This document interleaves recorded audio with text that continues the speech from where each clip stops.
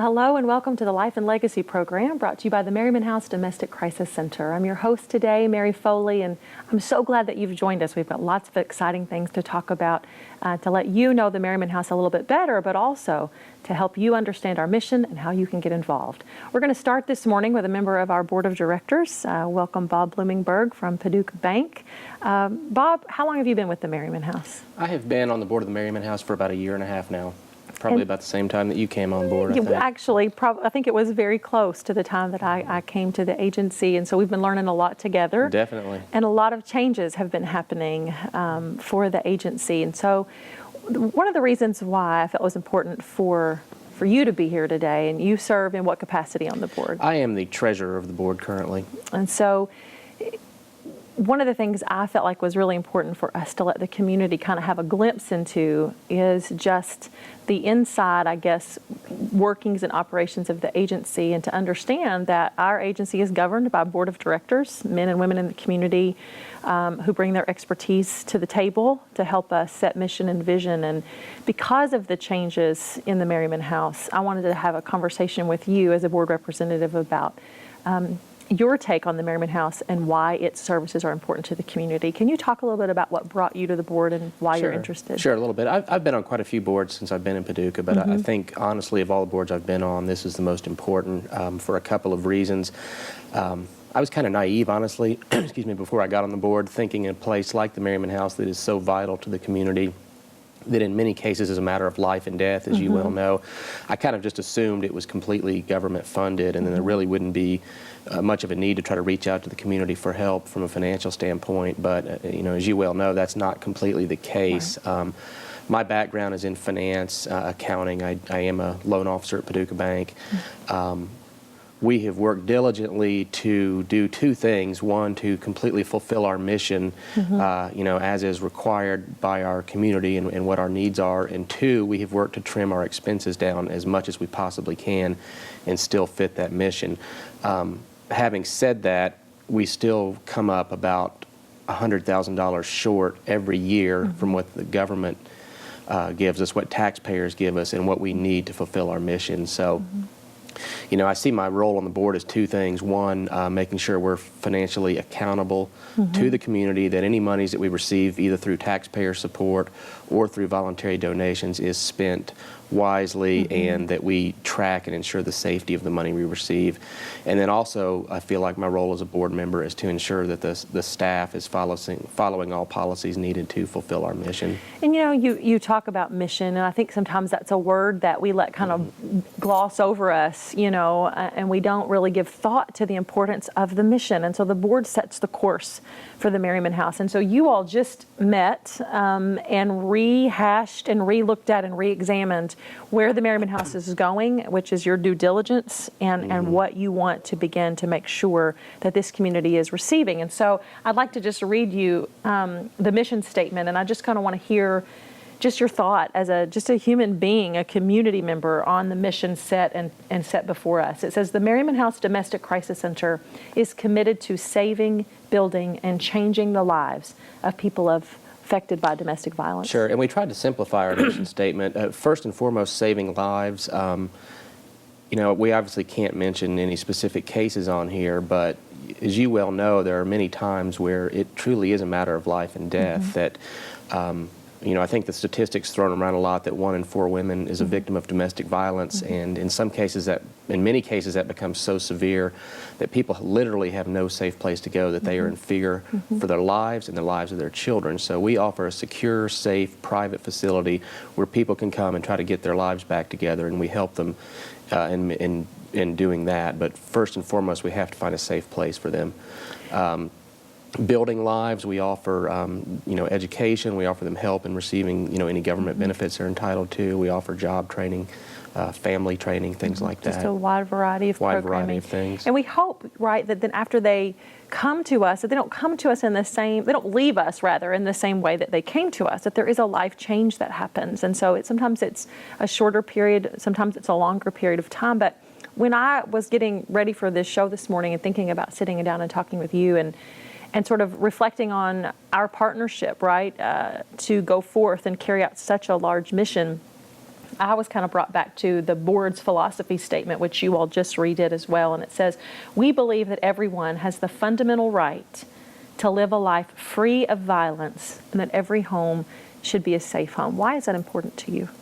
Well, I think no matter what your politics or what you think about how money should be spent, I think the most important role of a government is to protect their citizens, and in many cases that's not done, especially in the home where there is violence. I'm often touched when I come to the shelter and I see how many children are around, and you think of the things these children must have witnessed. These children have probably been victims as well. I know in some cases you've had really, really young babies come in with their mothers and have lived there for a year, and you've watched them take their first steps and things like that. So that's why I said earlier that to me, this is the most important board I've ever been on, just for that reason of helping the completely helpless, which in many cases these women and children are. Exactly. And then lastly, before we wrap up our time together, you all have set forth this vision to help us carry out our mission based on our philosophy. It says, we are steadfast in our pursuit to end domestic violence in our region through prevention education and community partner collaboration. We are resolved to assist survivors on their journey to safety, stability, and self-sufficiency through crisis intervention, comprehensive support, advocacy, and empowerment. As you sit in that board chair with the charge of making sure we are financially responsible, making sure the community is aware of the issue and of the mission and what we're asked to do, what would you say to viewers, fellow businessmen and women, people that are trying to decide how they want to be or if they want to be involved? You as the leader of our organization, as a member of the executive committee, what would you say? Well, this will sound strange, but first of all, I would say I would love it if we could go out of business, if there was no need for us. Human nature being what it is, I suspect that that will never be the case. In times of economic hardship, it seems to become worse. Families are under more stress. The problem only seems to be getting worse. This problem is not going to go away. All agencies are struggling for money, and there are many good causes in Paducah. But again, it's a matter of life and death here. You could speak better than me to the changes that we've made in people's lives, completely turning around lives and allowing women and children to become productive members of our society again. So I can't emphasize enough that I do take seriously the role of making sure that we use our money wisely, that we are not spending money in ways that we shouldn't or don't have the money for, and that we do need the community's support, and we do need the community to come together to help us meet our goals. Well, I thank you so much for being here and want to publicly thank you for your investment in the Merryman House and your commitment to help us fulfill our mission. Sure. And thank you, Mary. You're besides from being a good administrator, you're also very caring. I come to the house and I see you cuddling babies and sitting down and comforting a crying woman and things like that the public's not going to see. And I know the long hours you work, so we're very appreciative of what you do. Well, thank you so much. Thank you. And thank you. We will be back in just a few moments with more about the Merryman House and Domestic Violence Awareness Month coming up in October.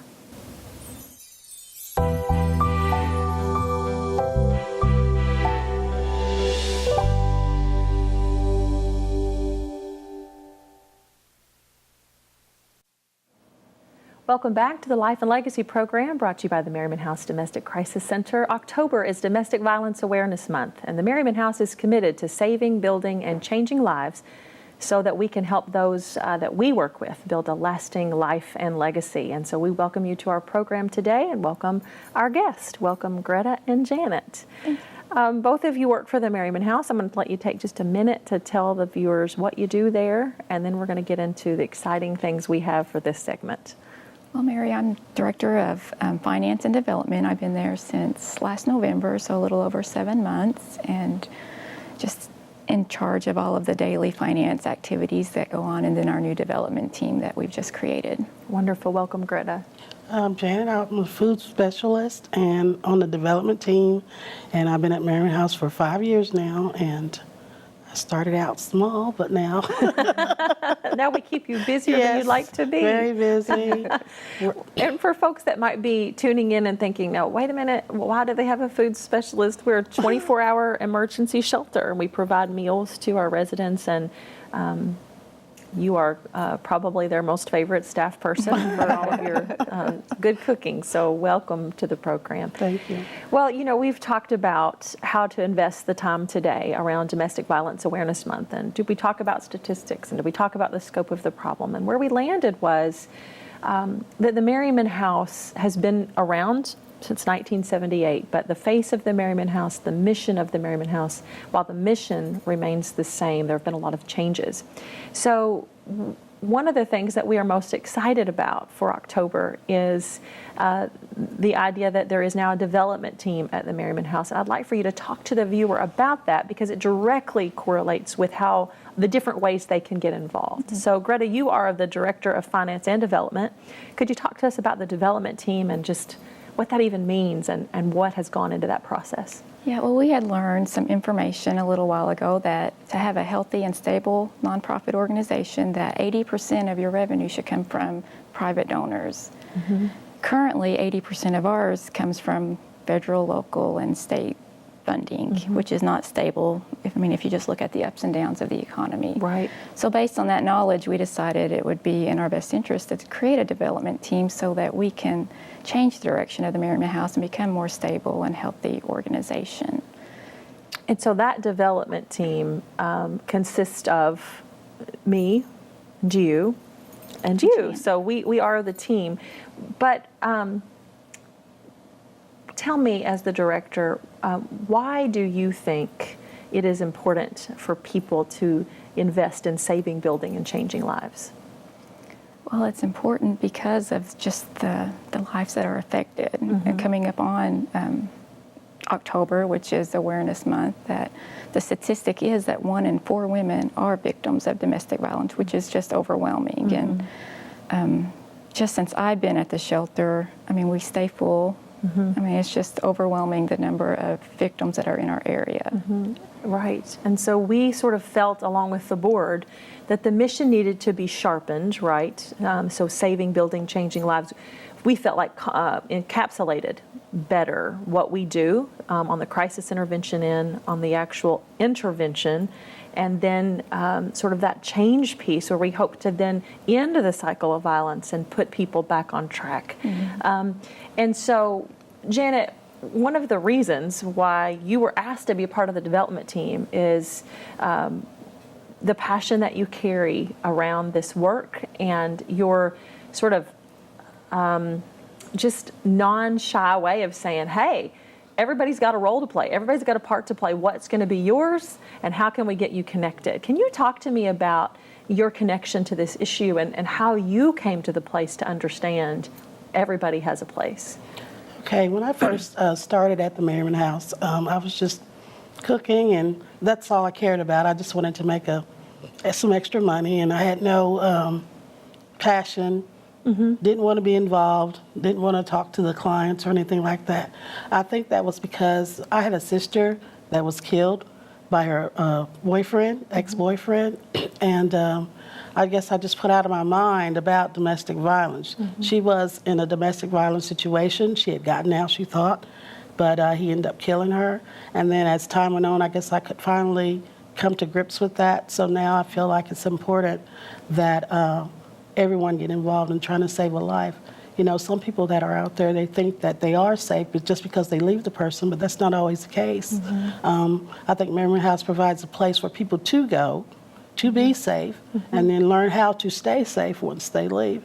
So it's important to me because it's just hard to imagine somebody you love is being beat up or, hurt constantly and then killed. That's a hard thing to grab hold of. And I just feel that everyone has somebody I know that has been a victim or is a victim, and that we need to get really involved in trying to end this tragedy that's happening here. And one of the things you shared with me was that your family, for the most part, was unaware of the depth of the violence and of the control and power this individual had. That is true. We didn't know a lot about what was going on with her life. And, a lot of victims, they hide things from their families and that you really don't know what's happening in their homes. And then something tragic happens and then you find out later, wow, if they only had told me or told somebody, or, something could have been done about it. But, it's hard to deal with. And sometimes you think your kids or your sister or your mom is safe with people, but that's not always the case, because people put on faces. And when you find out the truth, it hurts. And so that's what's driving me to be passionate about ending domestic violence. That's why I stayed at the Merryman House. That's why I do the things I do, to get people involved, because it hits every house. Everybody's affected by domestic violence, not just the victim themselves, but everyone is. And I appreciate so much you being open and honest about the passion that you have and where that comes from, and you've found purpose in that. And so when we were all attending a very specialized training to equip us to manage other people's monies and donations, and to go through the processes to learn how to ethically manage that, one of the things that came out of our time together was something called the 4-1 campaign. And we don't have a lot of time left, so I want to get straight to the point. October is Domestic Violence Awareness Month, but it's also the month that we're going to launch the 4-1 campaign. Talk to me about that, and what do we hope to gain from the 4-1 campaign? Well, the 4-1 campaign is going to be our annual fund. It's going to be a reoccurring each year to help meet the budget, or just our annual budget of the Merryman House. But it was based on the statistic of 1 in 4 women is a victim of domestic violence. So we took that and just asked the public if they would be that one to save that 1 in 4. And if they could just give $4 a week, which turns out to be $208 a year, just to save a life, to save the life of that one person. And when I think about our part, like, what is my part? My part might look different than yours, might look different than somebody watching today. But if we would let that statistic rest on us in a new and fresh way, 1 in 4, and that's just the average. Some say 1 in 3, some say 1 in 4. Are victims of this terrible crime. Your sister was one. So what the challenge before us and before the viewer is, would you be one to match that 1 in 4? Would you give $4 a week, $208 a year to be 1 for 1? And so there is the 4-1 campaign. Very simple, but very, very critical to our overall work. We are almost out of time. Any closing thoughts from either of you on the 4-1 campaign? Well, just from the finance, not everything that you can give is monetary. There's also the volunteer piece. So if you can't give monetarily, we always have a place in the shelter for volunteers. Excellent point. Thank you, Janet. I just feel that if everyone gets involved, that we can save at least 1 life out of the 4, and you'll find gratitude in helping someone to save their life. And it's just about doing something good and what is right and necessary. Thank you both for being here, for your passion for our work and your commitment to the organization. Thank you. We have more coming up. Stay tuned.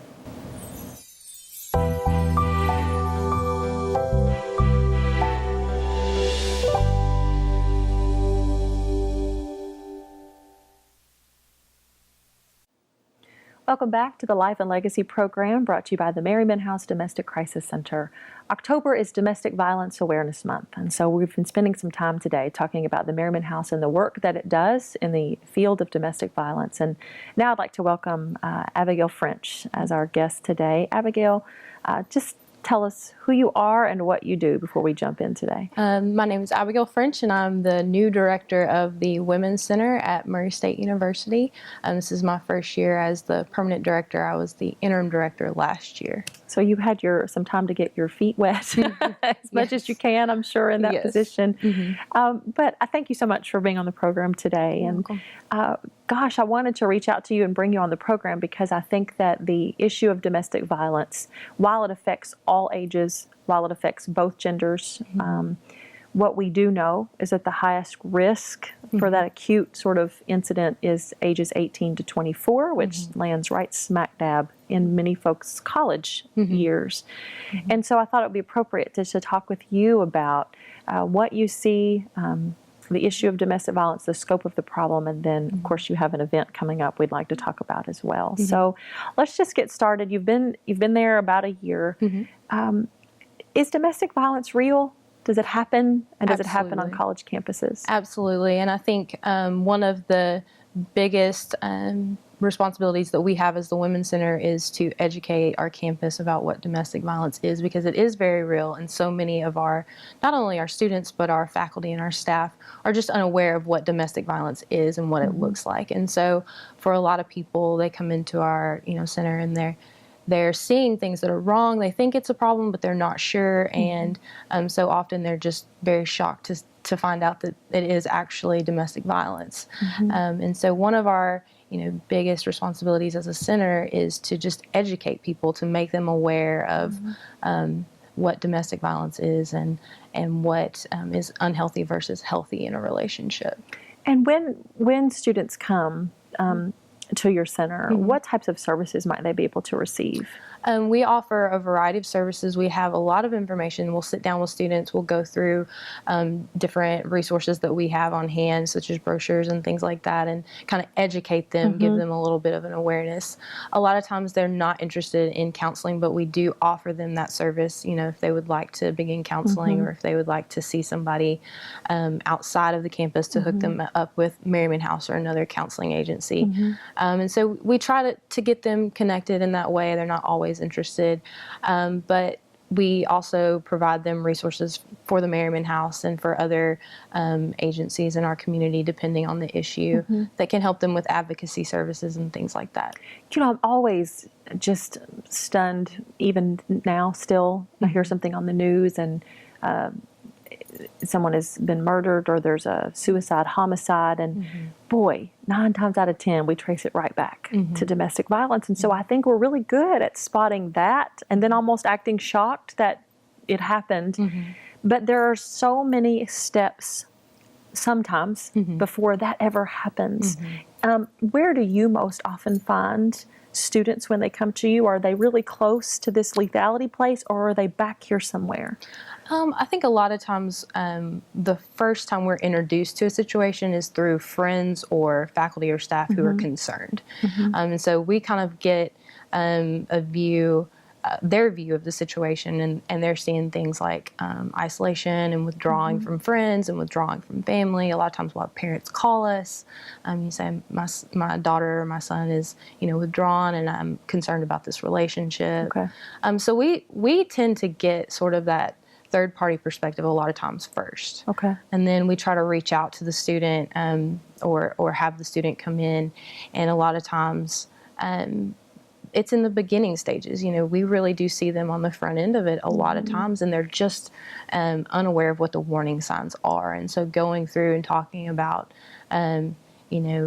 control and talking about privacy and boundaries and things like that, and they're just in that beginning phase of not being aware that those things are a problem. Well, I think, here we sit where we're doing this show, on a college campus. And so I know that the colleges in our community, the universities and educational institutions sometimes are sort of that first inroad into the type of situation that we're talking about. And I'm wondering, I know stalking sometimes goes hand in hand with domestic violence. How does that play out in your work? And what would you say to viewers that are feeling uncomfortable at some level and they don't quite know what to do? A lot of times we see people in my work, when it comes to sort of the stalking issue, we just see this sort of discomfort of this person is just always around. They're just, always in my circle of friends. They're always, outside my classes and that kind of thing. And I don't really know if it's stalking. I don't really know if it's a problem, but it's making me uncomfortable. And a lot of times, our first step is to hook up with public safety, get them in contact with them, and they can help provide them with sort of escorts and things like that on a college campus. But we do know that about 13% of women on a college campus are the victim of stalking during their college career, which is sort of a large number. You don't really hear about stalking as much as maybe dating violence or domestic violence or rape or sexual assault. But 13% is a large number in my opinion. So I think that it's one of those issues that students are less likely or less quick to come in and talk to us about, just because they're so unsure of whether it's just, someone being annoying versus someone actually being a threat. Right. And gosh, speaking of the awareness aspect, like you've given us great information on domestic violence and what folks can look for. And you've used words like control and power and isolation. And I got a weird feeling in my gut and a third party's concerned. And I'm not sure if this is unhealthy. I mean, all those are those warning signs that we pay attention to. And so as we bring awareness to the issue of domestic violence, we can't really do that without acknowledging that there's a large number of people that we didn't reach, we didn't get to. And Janet spoke about this in the previous segment. There are people that have lost their lives around this issue. And so you all do an event called Take Back the Night, and it's coming up. And I want to let the viewer know that for some of them, when they watch our program, it's already going to be passed. But I want those to know that it's coming up and what it is, because there will be others coming up throughout the month. So what is Take Back the Night, and what do you hope to accomplish this year? Take Back the Night is an awareness event. It's going to be on October 3rd at 6 o'clock on the soccer field at Murray State University. And it's an awareness event just to bring awareness to issues such as dating violence, domestic violence, sexual assault, and any other form of sexual violence. And we have sort of two purposes. One is the awareness piece. We want students to be aware of what those issues are, that those issues are real on their campus, among their peers, aware of what resources are there for them on campus, aware of their responsibility as an individual to make our campus safe. And so awareness is the main focus, is a huge part, but there's also a second purpose that I think is equally important, which is it is a forum for individuals who have already been impacted by one of those issues to have a voice, to speak out, to let people know that this is an issue for them personally, and to give a voice to those people who have not gotten to speak about the violence that's touched their lives. So it's a two-purpose sort of event, but it's very important for our campus. It's an event that's intended to unite our campus, to sort of take a stand against violence, and to say as a campus that we don't support those issues on our campus, and that we're going to take responsibility to make our campus safe. Well, I can't thank you enough for being here, for being a voice for so many victims who don't have a voice right now, or who have not yet found the courage to use their voice, to honor those that have lost their lives and cannot speak for themselves, and to educate the community on how they can be involved, but also how they cannot be a statistic around this issue. So thank you so much for the work that you do, and thank you for being here today. Thank you for having me. And thank you for joining us for another edition of the Life and Legacy program, brought to you by the Merryman House Domestic Crisis Center. If you or someone you love is in need of crisis counseling or intervention or supports, the 800 number will show up on your screen. Please contact us, and someone will be there to assist you. As you go through October, please consider your role in becoming a part of the mission to save, build, and change lives, as we challenge you to be one for the 1 in 4 and do your part to make a difference. We'll see you next time.